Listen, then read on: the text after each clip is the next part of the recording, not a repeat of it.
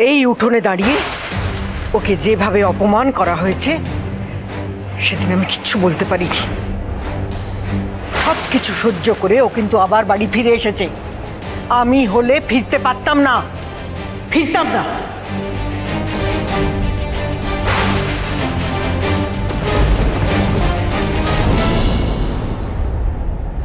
আর সেদিন বড় বৌমা আর ওর মা মিলে স্মার্ট মেয়েকে যে ভাষায়, যে বিচ্ছিরি ভাষায় আক্রমণ করেছে, যেভাবে ওকে অপমান করেছে, আমি মা হয়ে কিচ্ছু করতে পারলাম না। চুপচাপ দাঁড়িয়ে সবটা দেখলাম।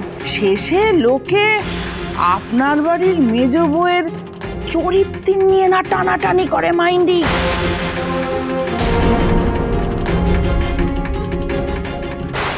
ওই দিনটার কথা ভেবে আমার আজও আফসোস হয়।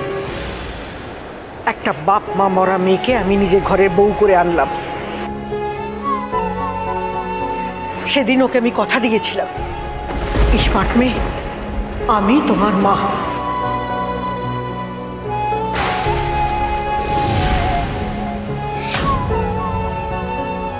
অথচ মা হয়ে মেয়েটাকে অপমানিত হওয়ার হাত থেকে আমি বাঁচাতে পারলাম না। তাহলে এতে স্মার্ট মেয়ের দোষটা কোথায় বড় খোকা? দোষ তো আমার।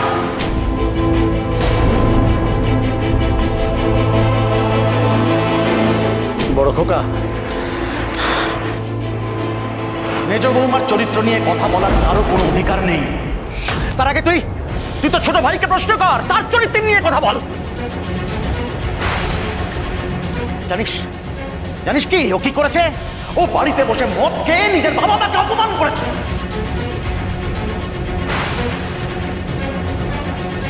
তুই বোধহয় এটাও জানিস না, তোর নিজের বাবা মাকে, তোর বাবা মাকে ওর ট্যাঙ্কের ভেতর ডুবিয়ে খুন করতে চেয়েছিল। আরে ওসব তোমাদের বানানো কথা। আমার শোনা আছে সব। এইসব তোমাদের ওই শঙ্কর আর মেজ বউয়ের বানানো কথা। আর তোমরা যে তোমাদের মেজ ছেলে আর মেজ বউয়ের কথা ওটো আর বসো, সে আমার বোঝা হয়ে গেছে। খেতে দিলে না পর্যন্ত ঠিক করে। তবে শঙ্কর, তোকে আমি বলছি বাবা, দাদা হয়ে বলছি, নজর রাখ নিজের বউয়ের। আজকালকার যুগের মেয়ে তো ভাবগতিক ভালো না, ডানা গজিয়ে গেছে। উড়বে, আর উড়তে উড়তে যদি বেশি দূরে উড়ে চলে যায় তখন আফসোস করা ছাড়া গতি করতে পারবি না, বুঝেছিস? বলে রাখলাম। কে? আপনি মানুষ চেনেন না, তাই আজকে আপনার এই দুর্দশা।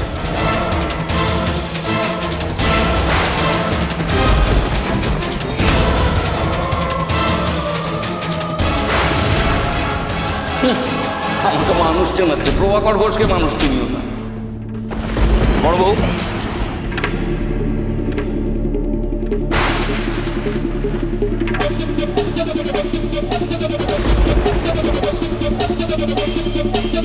বৌমনি, আমি তোমার আর তাপসদার সম্পর্কের ব্যাপারটা জানি।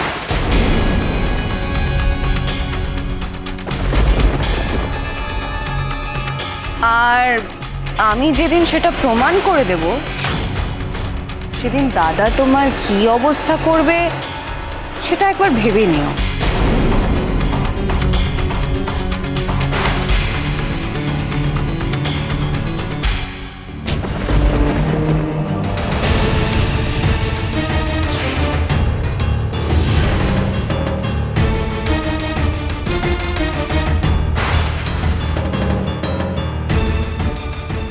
আমি কোনোদিনও তোমার চরিত্র নিয়ে সন্দেহ করব নইসেন, কিন্তু এত জেদও ভালো না।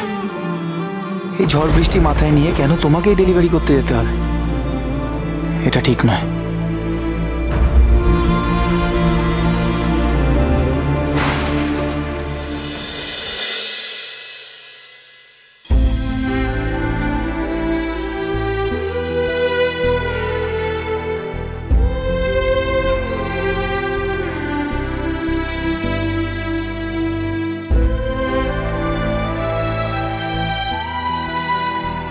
এই বাড়ির বউয়ের যদি চরিত্রে দাগ লাগে তাহলে এই বাড়িতে কিন্তু তার ঠাঁই হবে না। বিয়ের পরপরই যে যে মহিলা রাত বিরেতে নিজের শ্বশুরবাড়ি ছেড়ে বেরিয়ে যেতে পারে সে সংসার করতে আসেনি বাবা।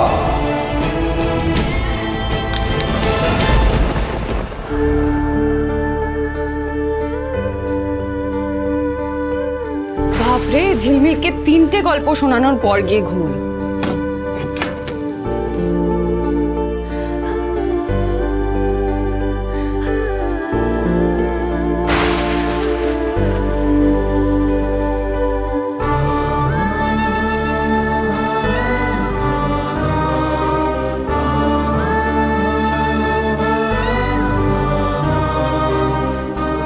কি হয়েছে? এইভাবে বরদা, ভাস্কর, বৌমনি তোমার চরিত্র নিয়ে খারাপ কথা বলে ওইখানে, সেটা আমার শুনতে একদম ভালো লাগে না।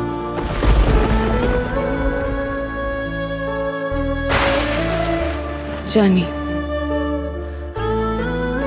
কি দরকার ছিল বলো তো? লাইরিকে ওকে খাবারটা তুমি না দিতে গেলে কি হতো?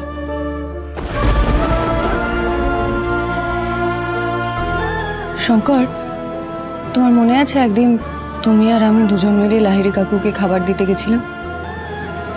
সেদিন উনি আমার হাতটা ধরে কিভাবে কেঁদেছিলেন তোমার মনে আছে?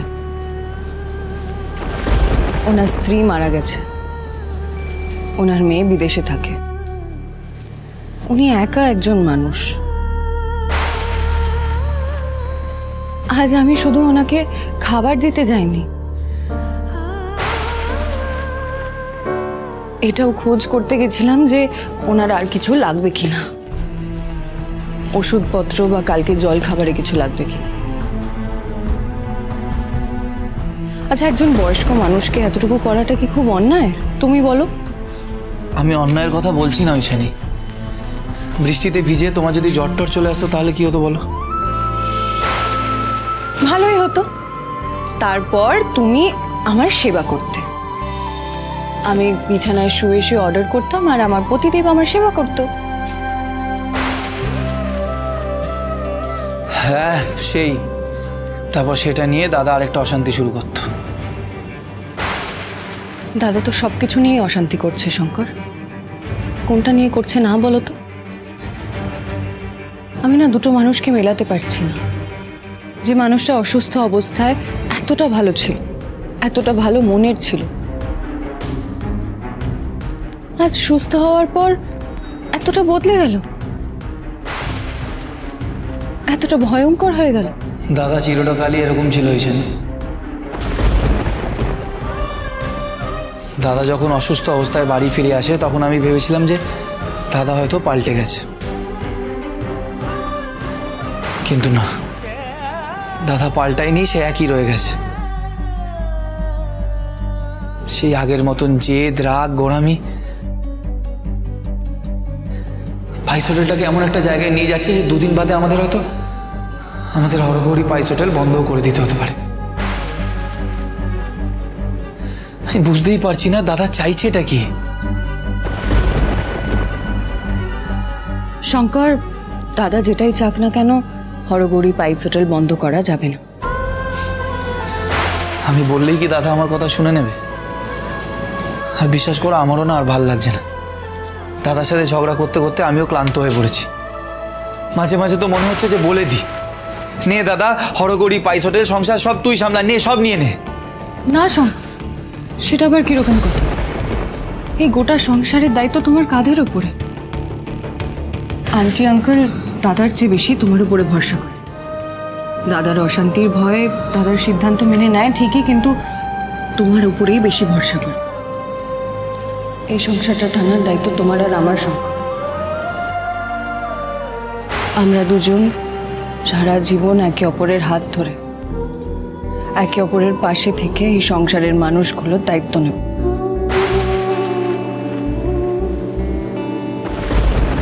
আমরা দুজনে যেমন কোনোদিনও একে অপরের হাত ছাড়বো না, সেরকমই এই সংসারের মানুষগুলোরও হাত ছাড়বো না।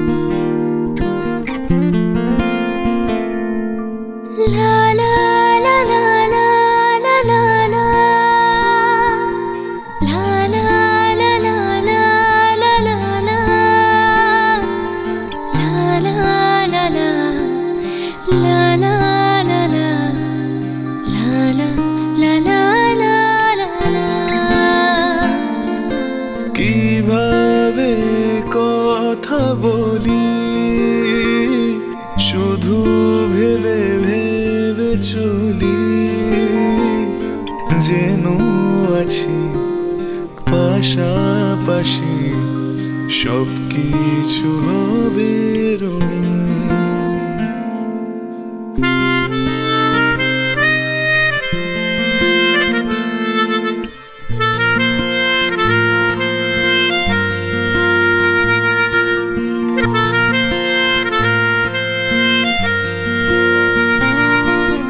কখনো হব না একা,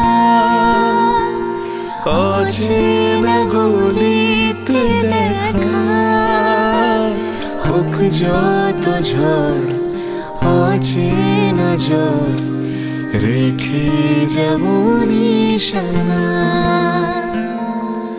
কখনো লোকের আমাকে কখনো ভুল বোঝো না শঙ্কর, প্লিজ কখনো ভুল বোঝো না। দুহাত ধরে সবসময় জানবে আমি যেটা করছি সেটা সবার ভালোর জন্য করছি। হরগৌরী বাইস হোটেল, সোম থেকে রবি প্রতিদিন রাত 10টায় স্টার জলসায়।